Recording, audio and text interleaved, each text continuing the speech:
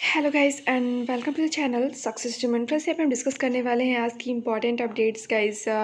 यहाँ पे उन्नत शिक्षक भर्ती को लेकर हम डिस्कस करेंगे डिटेल्स, और साथ ही साथ गाइस यहाँ पे उन्नत शिक्षक भर्ती के आरोपियों का रेलवे में भी यहाँ पे उनके द्वारा करप्शन किया गया है गाइस, उसको हम डिटेल डिस्कस करेंगे। और साथ ही साथ गाइस डीएलएड प्रमोट पर एक सहमति बन चुकी है, और साथ ही साथ ITI यहाँ पे 2500 पदों पर भर्ती और PCS के प्रश्न हम डिस्कस करेंगे गाइस। और भी डिटेल्स हम डिस्कस करने वाले हैं। सो गाइस, चैनल को पहली बार विजिट कर रहे हो तो चैनल को सब्सक्राइब करिएगा, बेल आइकन को प्रेस करिएगा ताकि जो भी लेटेस्ट अपडेट्स हो आपको प्रोवाइड की जा सके। गाइस, उन्नत शिक्षक भर्ती के अंतर्गत सुनवाई जो है वो बिल्कुल से 24 तारीख को लिस्टेड हो चुका है आपका केस। और गाइस, आपको बताते चले कि यहाँ पे उन्नत शिक्षक भर्ती के अंतर्गत 2 मुद्दों पे अहम रूप से सुनवाई होगी, जिसमें आपका बिल्कुल से कट ऑफ मुद्दा रहेगा, और साथ ही साथ 37,000 सीटों अर्थात मॉडिफिकेशन को लेकर जो रिव्यू पिटीशन सरकार के द्वारा दिया गया है कोर्ट में। तो गाइस, यहाँ पे एक चीज़ और अहम हो जाती है कि अब सरकार का पक्ष ही सुना जाएगा पहले, और 24 तारीख का जो आपका डेट मेंशन किया गया है सरकार को अपना पक्ष रखना है। सो गाइस, काफ़ी अहम रहने वाला है हियरिंग का 24 तारीख का डेट, ताकि ये चीज़ निर्धारित हो पाएगा कि क्या ये फाइनल सुनवाई है या फिर अभी और सुनवाइयाँ देखने को मिलेगी। वहीं गाइस, यहाँ पे उन्नत शिक्षक भर्ती को लेकर धांधलियाँ जो पकड़ी गई हैं वो धांधलियाँ केवल 69 तक सीमित नहीं है। रेलवे में भी उसी कॉलेज के अंतर्गत रेलवे के एग्ज़ाम में भी धांधली हो चुकी है। यहाँ पे गाइस रेलवे भर्ती में भी की थी सेंधमारी की कोशिश। ये कौन है गाइस? यहाँ पे उन्नत शिक्षक भर्ती के अंतर्गत जो यहाँ पे इंसान एक पकड़ा गया है, KL पटेल का नाम है यहाँ पे, KL पटेल।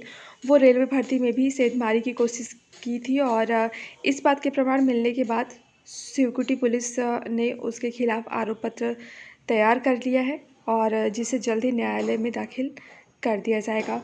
तो गाइज़, यहाँ पे उन्नत शिक्षक भर्ती से रिलेटेड यहाँ पे जो धांधली के आरोप मिल रहे हैं वो कई अन्य एग्ज़ाम्स के अंतर्गत भी वो तार बिल्कुल से जुड़े हुए हैं गाइज़ धांधली के, और यहाँ पे STF के द्वारा जांच चल रही है। वहीं गाइज़, कुछ नई परीक्षाओं की डेट आपके सामने है। यहाँ पे हम वो डिस्कस करेंगे। 12, 16 और 19 से 21 तथा 28 अक्टूबर को कंबाइंड हायर सेकेंडरी 10+2 लेवल परीक्षा, जो कि 2019 टियर 1 की परीक्षा रुकी हुई थी, वो होगी। और वहीं साथ ही आपकी 27 से 30 अक्टूबर तक JEE 2019 पेपर आपका कराया जाएगा। और वहीं 6, 9 और 10 नवंबर को यहाँ पे सिलेक्शन पोस्ट परीक्षा आपकी कराई जाएगी। और साथ ही साथ कई 16 से 18 नवंबर तक स्टेनोग्राफर ग्रेड D व D यहाँ पे परीक्षा C और D परीक्षा आपकी कराई जाएगी, जो कि रोक दी गई थी। और वहीं गाइस 19 नवंबर को junior translator, senior Hindi translator और हिंदी प्राध्यापक परीक्षा 2020 पेपर फर्स्ट कराया जाएगा। वहीं गाइस, आपका 23 से 26 नवंबर तक दिल्ली पुलिस में सब इंस्पेक्टर और PA यहाँ पे PFS परीक्षा 2020 पेपर फर्स्ट कराया जाएगा। वहीं 7 व 30 नवंबर एवं 3, 7, 11 और 14 दिसंबर को दिल्ली पुलिस में कांस्टेबल परीक्षा कराई जाएगी। तो गाइज़, ये आपके सामने थी कुछ विभिन्न इम्पॉर्टेंट परीक्षाओं की तारीख जो कि यहाँ पे मेंशन की गई है। वहीं गाइज़, DLED के अंतर्गत जो प्रमोट करने का यहाँ पे एक पूरा प्रोसेस डिस्कस किया जा रहा था, और इसको लेकर राज्यपाल को भी पत्र लिखा गया था अभ्यर्थियों के द्वारा, स्टूडेंट्स के द्वारा, कि उनके सेमेस्टर को आगे प्रमोट कर दिया जाए, और उसके बाद जल्दी जो सेमेस्टर बच जाता है उसका एग्जामिनेशन कंडक्ट करा लिया जाए। उसी को लेकर गाइज़ अब एक कमेटीज़ का फैसला लेगी। ये निर्णय गाइज़ लिया गया है। DLED की परीक्षा को लेकर अभी कोई निर्णय नहीं हो पाया है। DLED के हर सेमेस्टर में स्कूलों में पढ़ाने का प्रशिक्षण होता है, और मार्च से स्कूलों में छुट्टी होने के कारण अभी तक यह प्रशिक्षण नहीं हो पाया है। वहीं पहले सेमेस्टर के विद्यार्थियों को किस आधार पर औसत नंबर दिए जाएंगे, ये और ऐसे ही कुछ सवालों के कारण DLED के लिए एक कमेटी गठित कर पाना, यहाँ पे पास करने का फार्मूला तैयार किया जाएगा। और यहाँ पे गाइस SCERT ने उच्च शिक्षा परिषद से के नियमों के मुताबिक परीक्षा नियामक प्राधिकारी से प्रस्ताव मांगा है, लेकिन DLED शिक्षक प्रशिक्षण का कोर्स है, लिहाजा इस परीक्षा निर्णय लेने में थोड़ी कठिनाई हो रही है। उच्च शिक्षा में आखिर सेमेस्टर की परीक्षाएं और बाकी सेमेस्टर में प्रोन्नत करने का आदेश जारी किया गया है, लेकिन विभाग इसे यहाँ पे अक्षरशः मानने से बच रहा है। तो गाइज़ यहाँ पे आपको बताते चले कि यहाँ पे बिल्कुल से थोड़ी क्रिटिकलिटी है, क्योंकि डीएलएड एक ट्रेनिंग का ये प्रोसेस होता है। इसमें एक आपका स्कूल में, प्राइमरी स्कूल में पढ़ाने का प्रोसेस होता है, ट्रेनिंग होती है आपकी, और स्कूल्स आपके बंद चल रहे हैं मार्च से ही। और साथ ही साथ फर्स्ट सेमेस्टर के अंतर्गत जो स्टूडेंट्स हैं उनको प्रमोट करने का क्या आधार होगा, ये अभी नहीं निर्णय लिया जा सका, क्योंकि गाइस अभी उनका पिछला कोई परफॉर्मेंस नहीं है। और इसको लेकर थर्ड सेमेस्टर को तो बिल्कुल से प्रमोट किया जा सकता है, लेकिन फर्स्ट सेमेस्टर को कैसे प्रमोट किया जाए इसको लेकर अभी निर्णय लेना बाकी है। और इसको लेकर एक कमेटी गठित की गई है, और जैसे ही कोई अपडेट्स आती है गाइस आपको डिटेल्स प्रोवाइड की जाएंगी डीएलएड को लेकर। वही गाइस सरकारी आईटीआई में 2500 पदों पर होगी बहाली। यहाँ पे ये जॉब न्यूज़ गाइस आपकी दी गई है। बिहार के युवाओं को और गुणवत्तापूर्ण प्रशिक्षण दिलाने के लिए राज्य सरकार सरकारी आईटीआई के खाली पदों को भरेगी, और आकलन के अनुसार लगभग 2500 पद खाली हैं, जिनमें चरणवार तरीके से भरा जाएगा जिन्हें। और श्रम संसाधन विभाग ने इसकी तैयारी शुरू कर दी है। राज्य के युवाओं को कौशल विकास करने की मुख्य जिम्मेदारी श्रम संगठन विभाग की है। पिछले दिनों विभाग के शीर्ष स्तर पर प्रशिक्षण निदेशालय की समीक्षा की गई। पाया गया कि खाली पदों के कारण कौशल विकास प्रभावित हो रहा है। अगर खाली पदों को भरा जाए तो सरकारी आईटीआई के प्रशिक्षण की गुणवत्ता और बेहतर हो जाएगी। तो गाइज़ यहाँ पे आपको अच्छी खासी वैकेंसीज देखने को मिल रही है, और ये आपका 149 सरकारी आईटीआई के हर साल लगभग 25,000 युवाओं का नामांकन लिया जाता है। इससे रिलेटेड गाइज़ पूरी डिटेल्स यहाँ पे आपके सामने दी गई हैं, और ये वैकेंसीज आपकी देखने को बहुत जल्द मिलेगी बिहार के अंतर्गत। और गाइज़ यहाँ पे गाइज़ पीसीएस इंटरव्यू के अंतर्गत क्या क्वेश्चंस पूछे गए हैं वो हम यहाँ पे डिस्कस कर लेते हैं। गाइज़ यहाँ पे क्वेश्चन था लॉकडाउन कर्फ्यू और धारा 144 में अंतर क्या है।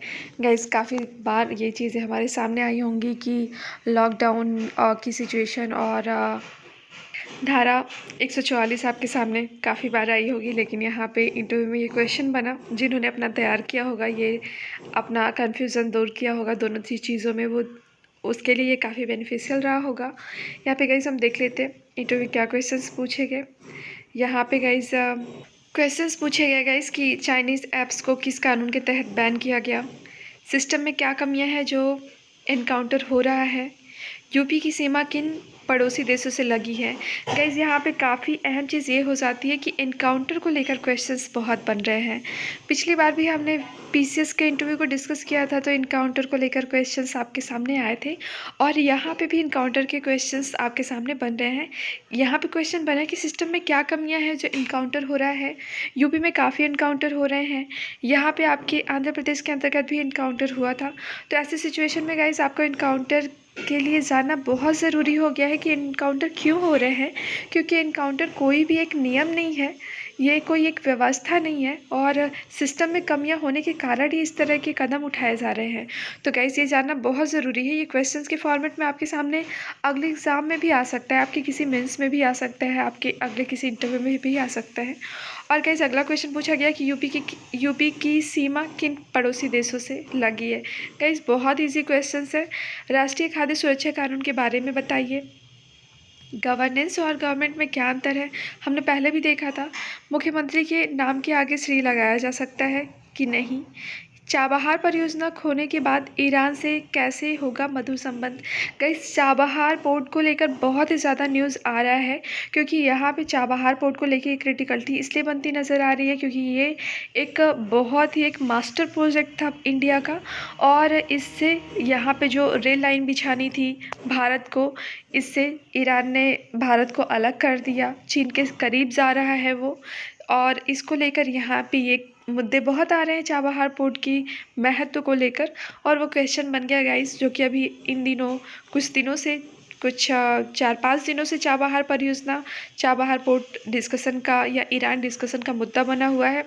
अगर आप अपडेट रहे होंगे तो बिल्कुल से चाबहार परियोजना के बारे में आप जान रहे होंगे, और चाबहार परियोजना खोने के बाद ईरान से कैसे होगा मधुर संबंध, इसको आप बिल्कुल से यहाँ पे इसका जवाब दे सकते थे। और आगे क्वेश्चन दिया गया है यहाँ पे गाइस, यहाँ पे क्वेश्चन पूछा गया है कि बेजेंटाइन साम्राज्य में कौन सी घटना घटी जिसका असर भारत भूमि पर पड़ा। ग्लोबल वार्मिंग का आप पर क्या प्रभाव पड़ा है, और जीडीपी इस समय क्या है। सर सैयद अहमद खां के बारे में बताइए। लेबर माइग्रेशन प्रॉब्लम क्या है। कोविड-19 में नवाचार क्या हुआ है, और समाज सुधार के लिए 5 एक्ट के नाम बताइए।